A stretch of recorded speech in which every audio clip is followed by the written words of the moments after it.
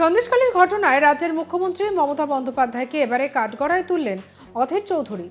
বাংলার মুখ্যমন্ত্রীর নিশ্চুপতা প্রমাণ করেছে রাজ্যে দুর্নীতি সন্ত্রাসের পিছনে তার প্রত্যক্ষ এবং পরোক্ষ মদত আছে। বিস্ফোরক মন্তব্য করলেন অধীর বাবু।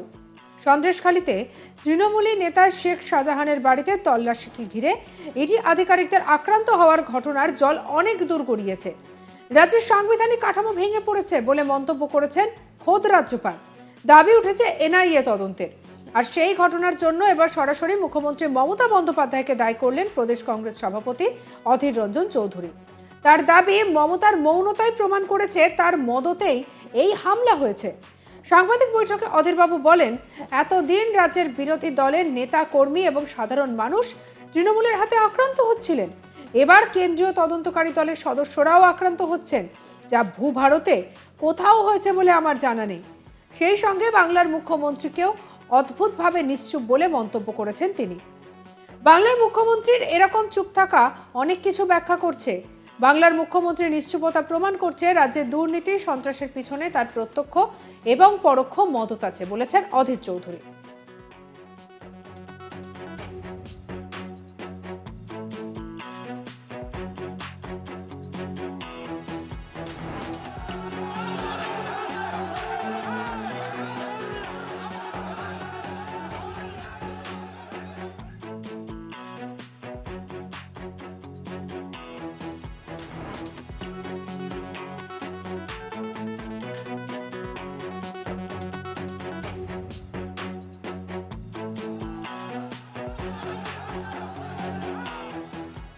প্রদেশ কংগ্রেস সভাপতি অধীর চৌধুরী কি বলেছেন শুনবো।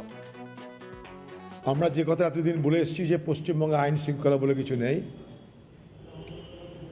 সেটা বারবার সত্য প্রমাণিত হয়েছে, আরেকবার সত্য প্রমাণিত হলো। এই বাংলায় কেউ নিরাপদ নয়। এই বাংলার তৃণমূল দল খোকাবাবু, কাকাবাবু, শাহজাহান, নূরজাহানদের নক্ষত্রপুঞ্জ। তাই এ বাংলায় সন্ত্রাস ছাড়া মানুষের কাছে আর নতুন করে পাওয়ার কিছু নেই। দুর্নীতি, চুরি, লুট, তার সঙ্গে সন্ত্রাস, শুধুমাত্র মানুষের উপরেই সন্ত্রাস হয়ে থেমে থাকছে না। সন্ত্রাস এখন তদন্তকারী সংস্থার উপরে হচ্ছে, যা ভূভারতে কোথাও হয়েছে বলে আমার জানা নাই। আর এখানকার পুলিশের নিশ্চুপতা, সেই সঙ্গে সঙ্গে বাংলার যিনি মুখ্যমন্ত্রী, যার হাতে পশ্চিমবঙ্গের পুলিশ প্রশাসন, তিনিও অদ্ভুতভাবে নিশ্চুপ, যেটাকে আমরা বলতে পারি ডিফেন্ডিং সাইলেন্স। বাংলার মুখ্যমন্ত্রীর এই নিশ্চুপতা অনেক কিছু মানে করছে, অনেক কিছু ব্যাখ্যা করছে।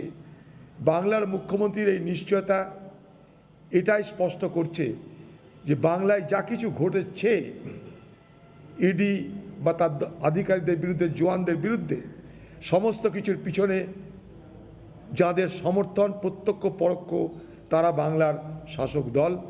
এবং শাসক দল কখনো পুলিশের মদত ছাড়া কাজ করতে পারে না। আর পুলিশের দায়িত্বে যিনি আছেন বাংলার মুখ্যমন্ত্রী, তার নিঃশব্দতা, নিশ্চুপতা প্রমাণ করছে প্রত্যক্ষ পরোক্ষ তার মদত প্রতিটি ঘটনার পিছনে বিদ্যমান আছে। শুক্রবার সকালে সন্দেশখালীতে তৃণমূল নেতা শেখ শাহজাহানের বাড়িতে তল্লাশিতে যান ইডির আধিকারিকেরা। অনেক ডাকাডাকিতেও কেউ সাড়া না দেওয়ায় বাড়ির তালা ভাঙার চেষ্টা করেন কেন্দ্রীয় বাহিনীর জওয়ানরা। তখনই বিভিন্ন জায়গা থেকে কয়েকশো মানুষ কেন্দ্রীয় বাহিনীর জওয়ান এবং ইডি আধিকারিকদের উপরে হামলা চালায়। হামলায় একাধিক ইডি আধিকারিকের মাথা ফেটে যায়, আর এরপর গাড়িতে করে এলাকা ছাড়ার চেষ্টা করেন ইডি আধিকারিকরা। অভিযোগ, গাড়ি থামিয়ে ফের মারধর করা হয় তাদের, ভাঙচুর করা হয় গাড়ি, আর এরপর এলাকার বিভিন্ন রাস্তায় অবরোধ শুরু করা হয়। এই ঘটনার পর থেকে গোটা এলাকা কার্যত থমথমে।